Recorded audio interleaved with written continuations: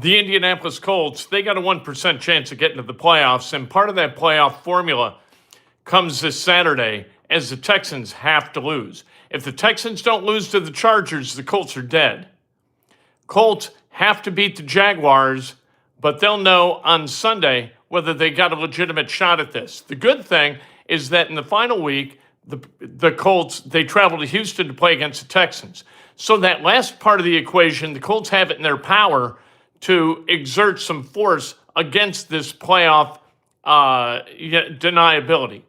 Colts, it's a long shot, a real long shot. They got to win out, and they got to have the Texans lose this Saturday to have any kind of a chance whatsoever at getting to the playoffs. What needs to happen in order to beat the Jaguars? You got to play defense. And the Colts just haven't done that the last 2 weeks. The last 47 seconds against the Seahawks, they were terrible. This past week, the Monday night game against the 49ers, they were terrible. They were terrible throughout. They never showed any kind of ability to stop the 49ers at all. According to Mike Chappell, this was the first time that the Colts have not allowed or forced a punt since 2007, December of 2007. It's been 18 years and almost 300 games. That's preposterous. Pacers defense, they ought to be ashamed of themselves. And if they don't come out and play hard this Sunday, and if they don't show some backbone and some ability to step up as men and get a stop against the Jaguars, you know what? This is all over. And all of a sudden, guys who may want a job in the NFL next year, they're not going to have a job in the NFL next year because this is a meritocracy. The NFL demands that guys come out, play hard, and play together every single snap. And if you don't, the NFL chews you up and spits you out. We'll see if that happens. DK Metcalf, his 2-game suspension has been upheld, so he's going to be out 2 games, and he's going to lose out on $555,000 in salary. That is a tremendous chunk of change. I hope, and we'll talk about this a little bit, I hope that Lions fan that he kind of didn't really, not a hard punch, didn't knock the guy down. I think that if DK Metcalf had wanted to knock the guy down, he'd have knocked him down. Didn't. I think that the fan has some kind of, should have some kind of penalty, has some kind of responsibility in this deal too, and ought to be held accountable. I hope if he's a season ticket holder, I hope he's not anymore. Because a man can only take so much. I don't mind athletes getting in the faces of fans. Now, punching a guy, that's not very good. But you know what? Sometimes these fans, these drunk-ass fans, absolutely deserve to get hit. Last night, Pacers, they lost to the Bucks by 17. Pacers not playing good basketball. So now they're still 1 game ahead of the Washington Wizards for that last position in the NBA. But last night, you thought, well, Giannis is out. Maybe the Pacers, they can figure out a way to compete against the Bucks and get this thing rolling in the right direction. Not so much. And Myles Turner, 10-6. Myles enjoyed that $27.5 million or $27 million over the next 4 years. The Bucks, they like spending money. Herb Simon, he knew better. Right? Peach Bowl tickets.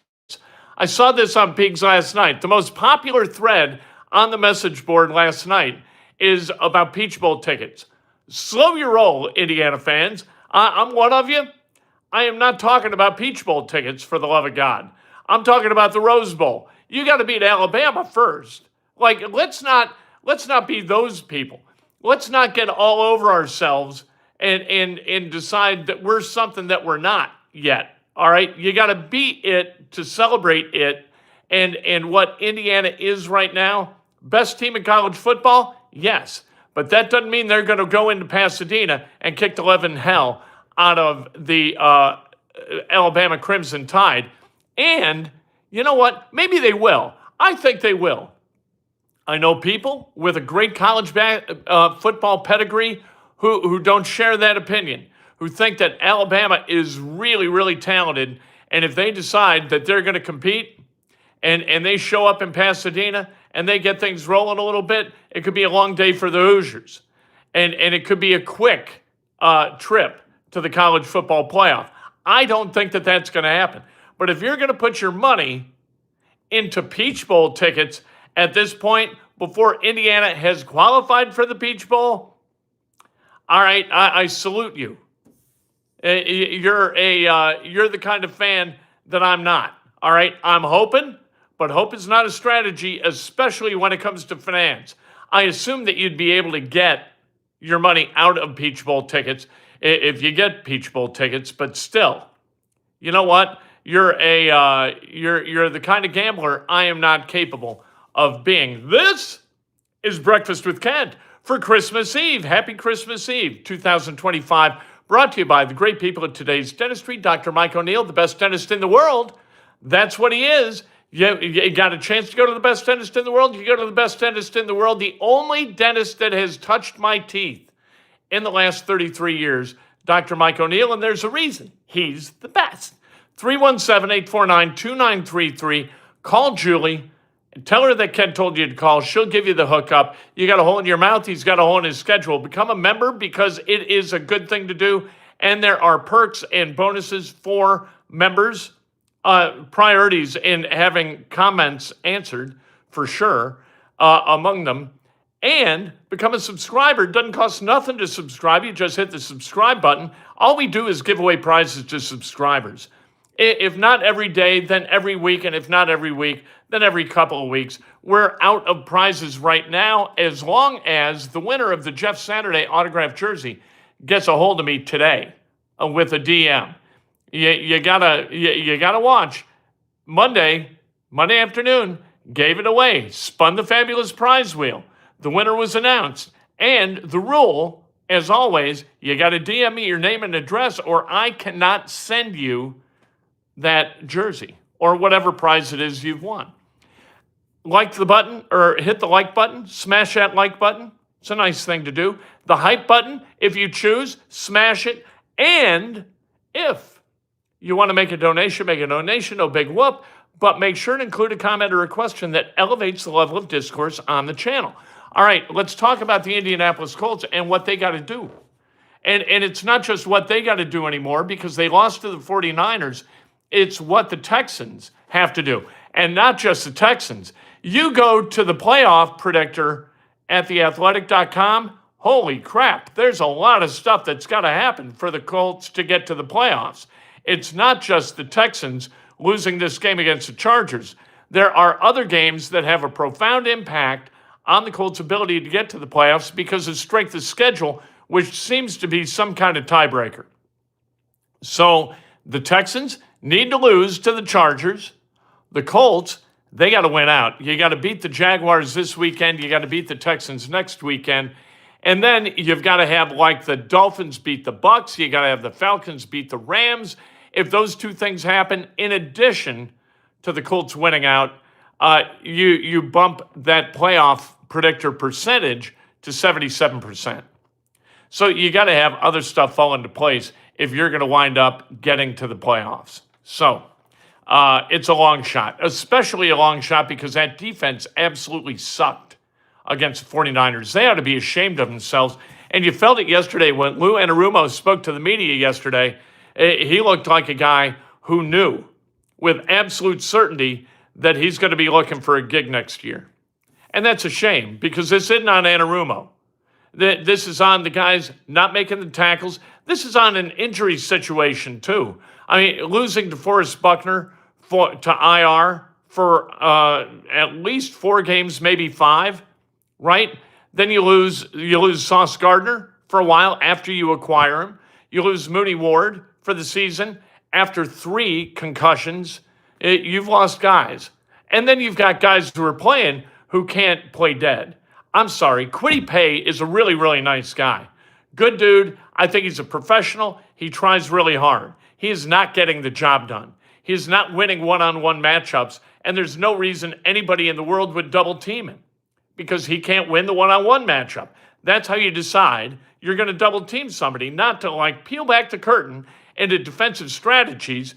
But if you got a guy who can be blocked one-on-one, you don't double him. You double somebody else. And if you got to double somebody else, or you get to double somebody else, that keeps him from getting to the quarterback. So Kwity Paye being incapable of beating a single blocker makes the life of that defensive line or offensive line much, much, much easier. Phillip Rivers has been good enough to be 2-0, which is amazing. And I wouldn't expect anything different this Sunday against the Jaguars. Jaguars are playing really good football, as we know. Like the 49ers, they'd won a bunch of games in a row. Texans and Jaguars, they haven't lost in a long time.